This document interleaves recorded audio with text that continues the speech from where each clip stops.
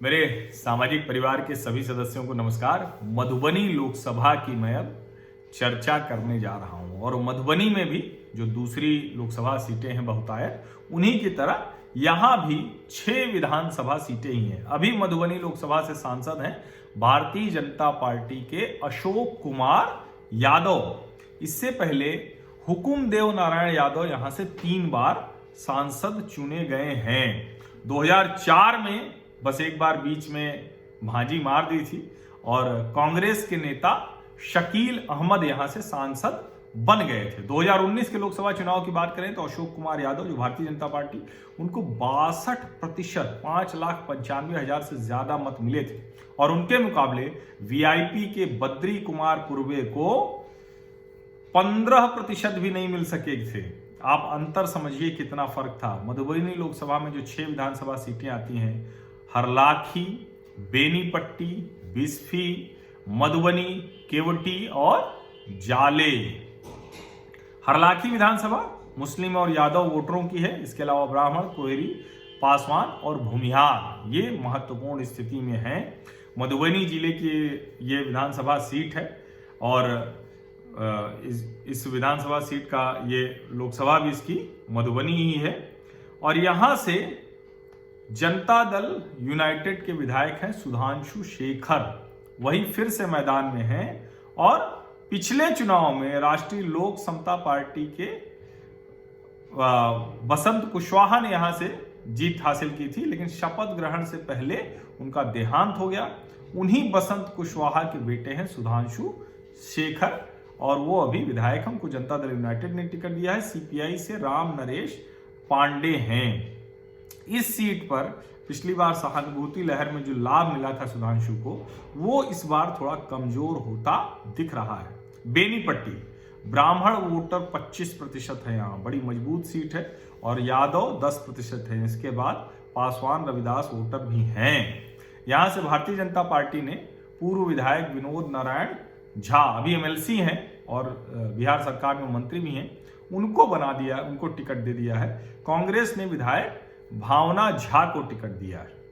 अब भावना झा, उनके जो पिता हैं योगेश्वर झा, वो बहुत मजबूत नेता थे, यहां से 4 बार विधायक रहे हैं और पिछले चुनाव में भावना झा ने बीजेपी उम्मीदवार और तत्कालीन विधायक को हराया था। भावना झा ने विनोद नारायण झा को ही हराया था 4,734 मतों से। हालांकि इस बार विनोद नारायण झा की स्थिति ज्यादा मजबूत है। बिस्फी, इस विधानसभा पर भी ब्राह्मण वोटों की संख्या अच्छी है, मुस्लिम संख्या भी यहां बहुत है। 7 नवंबर को वोटिंग होनी है, यानी मतदान सबसे आखिरी चरण में होगा, जब हर तरह के दांव पेच, राजनीतिक मारामारी हो चुकी होगी।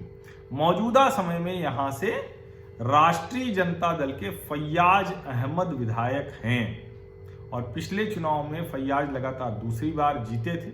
इससे पहले वो 2010 में भी जीते थे और राष्ट्रीय जनता दल के ही टिकट से वो जीतते हैं। तो 2010 में उन्होंने जनता दल यूनाइटेड, भाजपा साथ थी तब भी जीत लिया था, अभी भी जीत लिए जब जनता दल यूनाइटेड उनके साथ थे।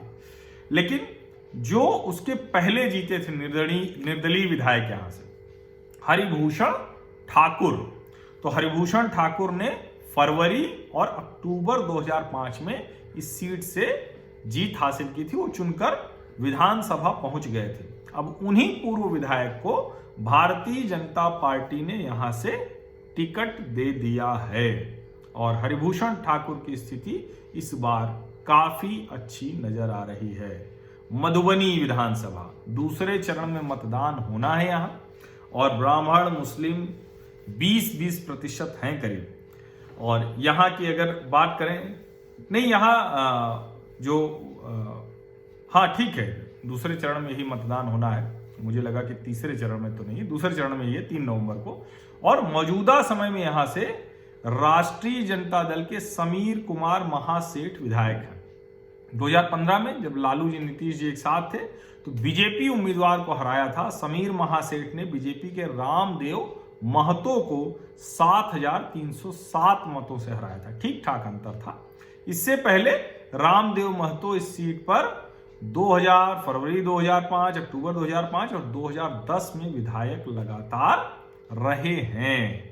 अब यहां से राजद फिर से समीर कुमार महासेठ विधायक हैं। वीआईपी को दे दिया है भाजपा ने, सुमन महासेठ जो उनके नेता हैं वही लड़ रहे हैं, और लोक जनशक्ति ने अरविंद कुमार पुरवे को दिया है। त्रिकोणीय मुकाबला है, राष्ट्रीय जनता दल की स्थिति बेहतर है।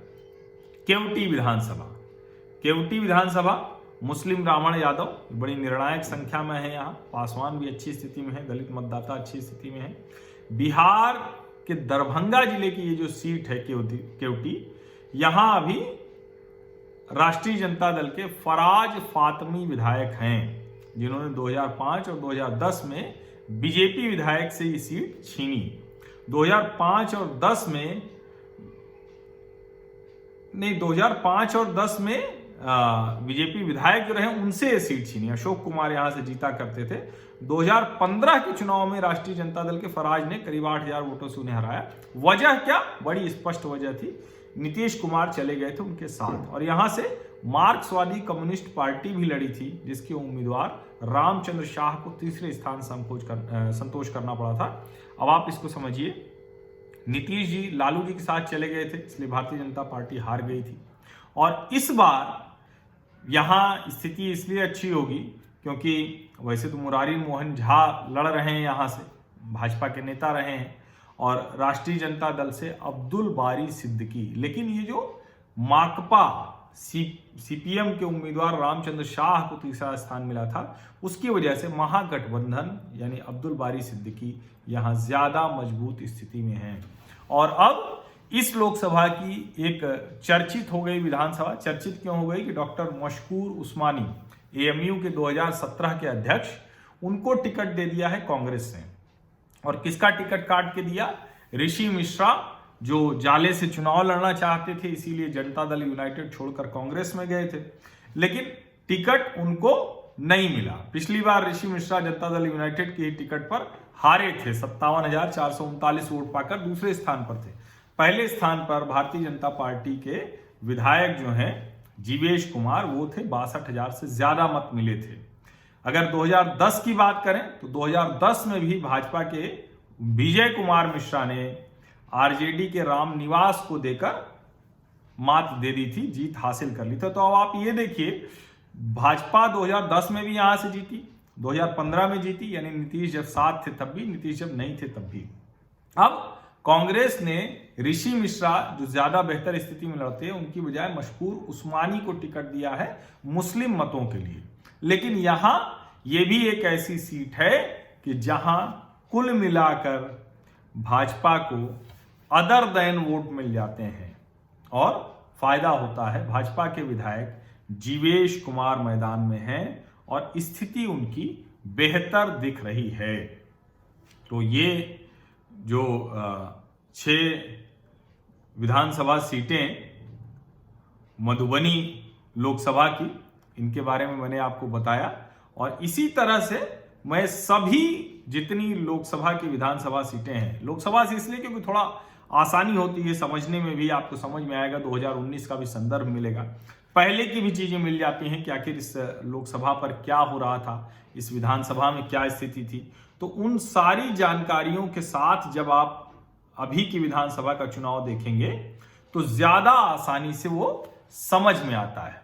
इसीलिए मैं ये लोकसभा के संदर्भ के साथ आप लोगों को बिहार विधानसभा की सभी सीटों के बारे में बता रहा हूं। तो आपको अगर लगता है कि जिस लोकसभा विधानसभा के आप हैं उसकी कुछ जानकारी मुझे देनी है, तो आप मुझे व्हाट्सएप कर सकते हैं, भेज सकते हैं। आप में से बहुत लोग भेज भी रहे हैं। और आप जहां पर हैं वहां ये भाजपा और लोक जनशक्ति वाला जो अनकहा गठबंधन है या नहीं है या क्या है, भगवान जाने, तो उसकी क्या स्थिति है उसके बारे में भी जरा मुझे बताइए। और जिन विधानसभा सीटों की मैं चर्चा कर चुका हूं उसके बारे में भी जानकारी देंगे तो ठीक रहेगा, आगे अनुमान लगाने में बेहतर होगा। कोई स्थिति पलट रही है, स्थितियां बदल रही हैं। और दूसरा जो ज्यादा महत्वपूर्ण है कि बची हुई जो विधानसभा सीटें हैं उनके बारे में, वहां किस तरह का समीकरण है, किसको आप वोट देने जा रहे हैं, क्या मुद्दा है आपके लिए, वो आप लिखकर भेजेंगे तो मैं उसको भी जरूर शामिल करूंगा। इससे सहूलियत ये होगी कि आपके बहाने दूसरे लोगों को भी वो जानकारी मिलेगी। और ऐसे ढेर सारे लोग जब भेजते हैं तो जिसको कहते हैं कि सेफोलॉजी की भाषा में कि सैंपल साइज बड़ा होगा तो एरर मार्जिन कम होता जाएगा। बहुत बहुत धन्यवाद। आप सभी लोगों का सब्सक्राइब करना मत भूलिए।